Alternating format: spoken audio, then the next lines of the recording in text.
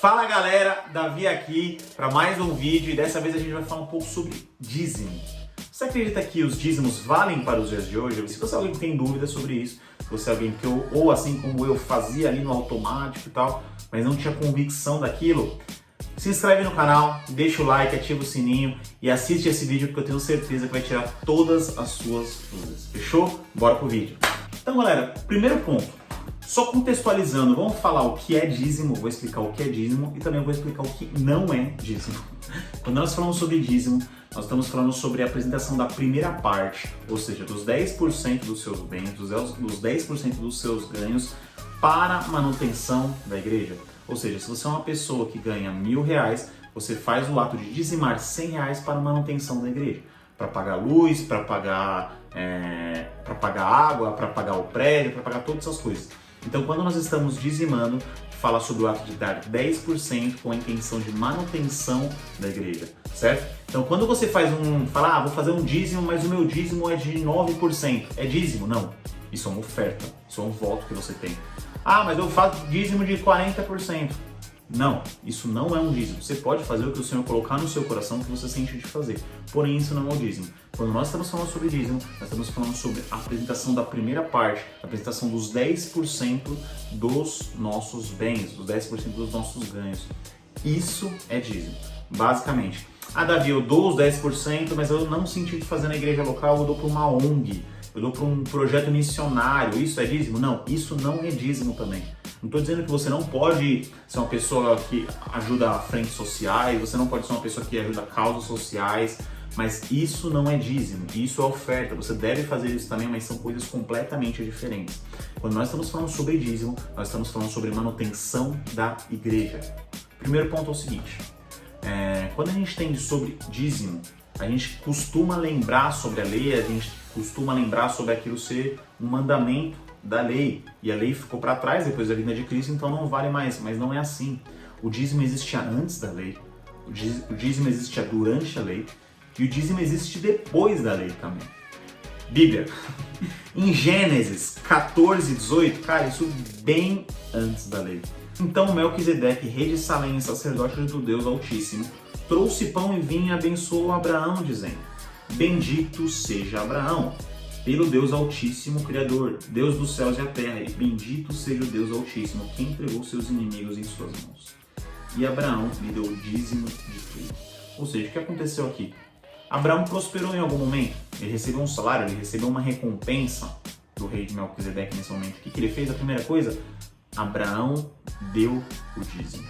Isso foi bem antes da lei. Só para ficar claro na época também o que aconteceu, em determinado momento o dízimo virou lei porque os levitas estavam construindo o templo, os levitas estavam se dedicando ao templo, porém o povo não estava ajudando como deveria contribuir. O povo não estava dando suas ofertas, o povo não estava dando seus dízimos, e os levitas começaram a ter algumas dificuldades, tanto em relação à alimentação, como em relação à bebida, como em relação à construção mesmo. Faltava materiais, faltavam as coisas do tipo. Então, nesse momento, o dízimo virou lei, mas o dízimo já existia antes. O dízimo passou a ser lei em determinado momento por essa situação, porque o templo precisava ser concluído. Aí sim, por conta disso, o dízimo virou lei, certo? Então a gente já falou que existia dízimo no Antigo Testamento, a gente falou que durante a lei existia dízimo, mas o Novo Testamento fala sobre dízimo também? Bíblia.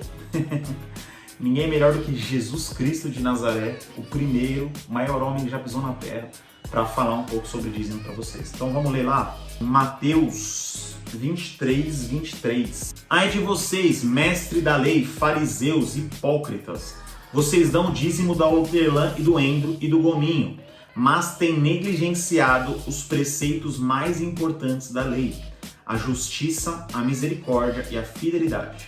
Vocês devem praticar essas coisas, sem omitir as outras. Naquele determinado momento, eles davam dízimo, porém, eles eram pessoas péssimas.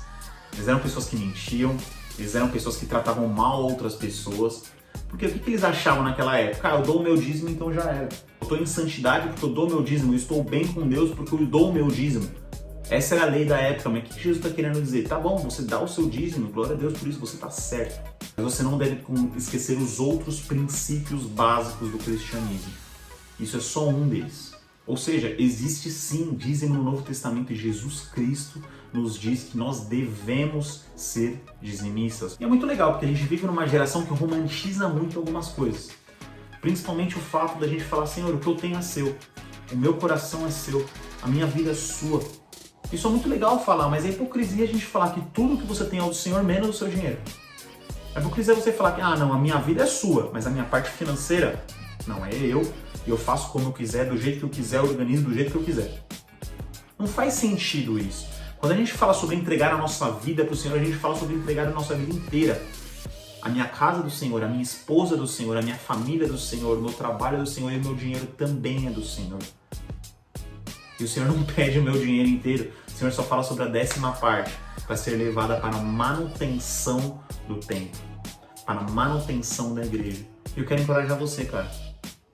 Se você é uma pessoa que não tem um entendimento do porquê você tem que ser dizimista, ou se você é uma pessoa que não tem um entendimento do porquê você tem que dar o seu dízimo, eu quero encorajar você a orar. A Bíblia já fala que nós devemos fazer isso, mas eu quero encorajar você a orar. Eu tenho certeza que o Espírito Santo vai te direcionar. Eu não estou aqui para convencer ninguém, o Davi não vai convencer ninguém. Quem convence é o Espírito Santo. Estou aqui simplesmente para mostrar as bases bíblicas, mostrar os textos bíblicos para você fazer isso, mas eu encorajo você a orar. Eu tenho certeza que o Senhor vai te direcionar, vai tocar no seu coração. Eu tenho certeza que a partir disso você vai ter uma aliança com Ele. E as suas finanças terão uma aliança com Ele, porque é bíblico. Galera, chegando ao final de mais um vídeo, é um tema bem legal. Eu sei que não deveria ser tão polêmico como a gente vê às vezes nas redes sociais, porque é um tema bíblico, simplesmente bíblico. As pessoas que criam polêmica com isso simplesmente não leem a Bíblia. E por isso que a gente está aqui. Então, galera, se você curtiu o vídeo, deixa o like, se inscreve no canal, ativa o sininho, todas essas coisas. E bora que semana que vem tem mais vídeo. Fechou? Bora!